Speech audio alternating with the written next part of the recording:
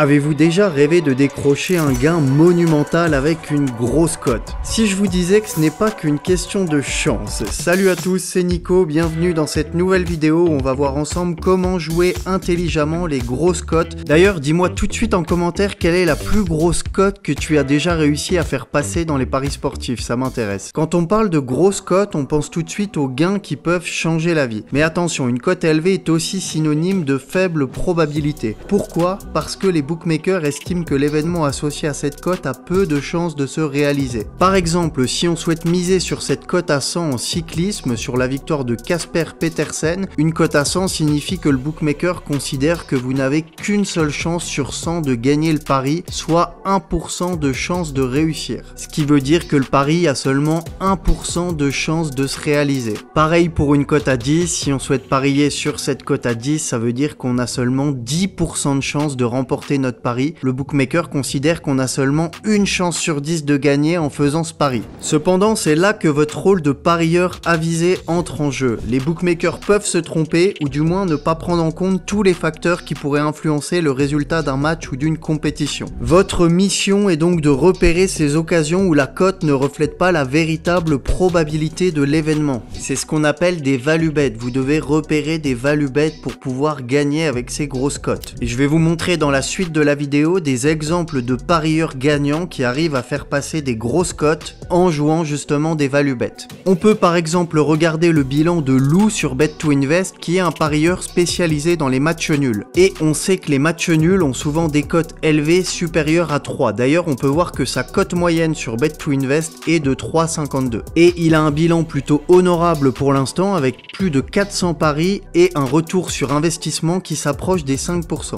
Et alors comment fait-il? Eh bien il joue des value bets. D'ailleurs ça se voit sur sa CLV. Qu'est-ce que c'est la CLV? C'est la closing line value. Cela signifie qu'il base souvent la cote de fermeture, qu'il prend des cotes plus élevées que la cote de fermeture, et avoir une CLV positive, c'est un indicateur qui permet de voir si vous êtes compétent sur le long terme et si vos paris sont plutôt bons sur le long terme. Donc votre objectif en tant que parieur, ça doit également être d'avoir une CLV positive. Donc pour calculer votre CLV, vous pouvez le faire en plaçant des paris par exemple sur Bet2Invest, mais vous pouvez également aller sur oddsportal.com et comparer la cote de fermeture avec la cote sur laquelle vous avez parié. Donc pour vous donner un exemple, on va regarder les paris récents pris par Liu. Par exemple ce match, on peut voir qu'il a pris le match nul pour une cote de 3,48 et que le match nul, la cote finale avant que le match commence, était de 3,30. Pareil ici, pour ce match au Chili en première division, il a pris un match nul à 3,56 et la cote finale était de 3,38. Donc on peut considérer que ce pari était plutôt un bon pari, que c'était un value bet et qu'il soit gagnant ou perdant, c'était un bon pari sur le long terme. Et d'ailleurs, si on regarde le bilan CLV, la courbe de sa CLV, on voit que ça ne fait que de monter, ce qui signifie que ce tipster prend plutôt des paris value sur le long terme. On peut prendre un autre exemple avec Maxime qui est également un tipster sur Bet2Invest, qui est un tipster espagnol qui est spécialisé sur les matchs nuls. On voit qu'il a une cote moyenne de 3,19,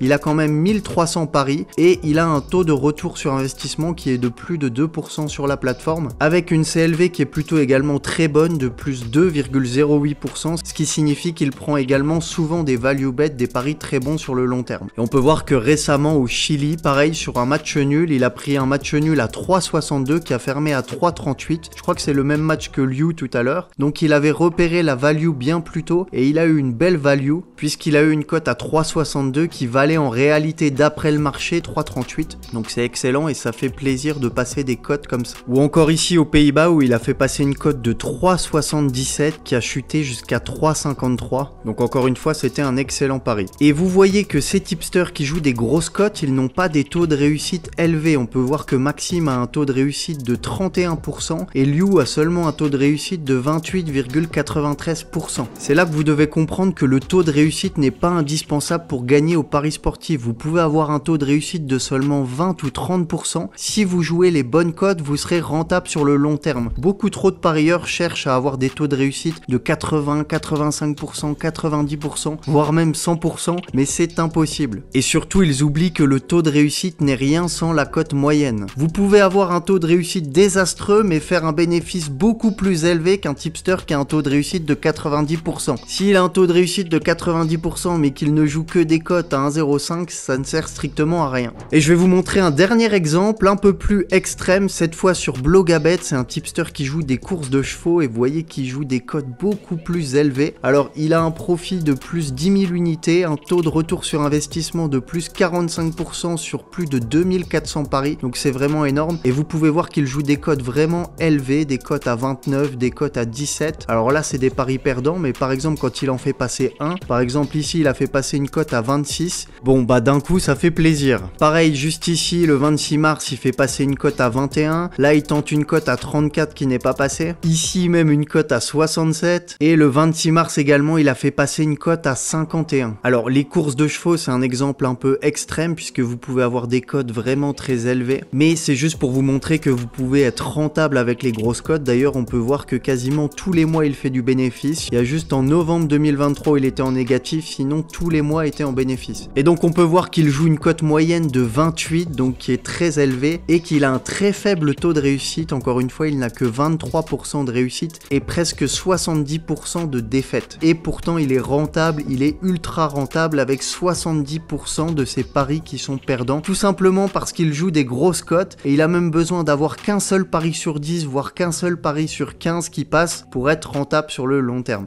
Alors maintenant qu'on a dit ça, gardez quand même à l'esprit que même avec la meilleure analyse du monde, les paris sur des grosses cotes comportent un risque élevé, donc il est crucial de parier de manière responsable en allouant qu'une petite partie de votre bankroll à ces paris. Ce sont des paris avec une forte variance où vous pouvez enchaîner de grosses séries de défaites, des séries de 20 pronostics, 30 pronostics, 40 pronostics perdants, et donc si vous misez une trop grosse partie de votre capital sur ces paris, vous pouvez très vite vous retrouver en banqueroute. Voilà pour cette vidéo, j'espère qu'elle t'aura plu. Si tu veux avoir accès à mes propres pronostics, tu peux rejoindre le canal Telegram, le canal Suspicious Game, il est totalement gratuit. Je te mets le lien dans la description ainsi qu'en commentaire épinglé. C'est le canal sur lequel je poste toutes mes infos. Tu peux voir par exemple qu'ici j'avais posté une info en seconde division colombienne où il y avait 40 000 € qui étaient misés, plus de 40 000 € sur le plus de 1,5 but à la mi-temps, et au final il y a eu 2-0 à la fin du match. Donc ce sont des infos que je réserve aux membres du canal Telegram. N'hésite pas à nous rejoindre tout de suite. Et si cette vidéo t'a plu, n'hésite pas à lâcher un gros pouce bleu, à t'abonner à la chaîne YouTube, et moi je te dis à tout de suite sur le canal Telegram pour les prochains pronostics et à très vite sur YouTube pour une prochaine vidéo.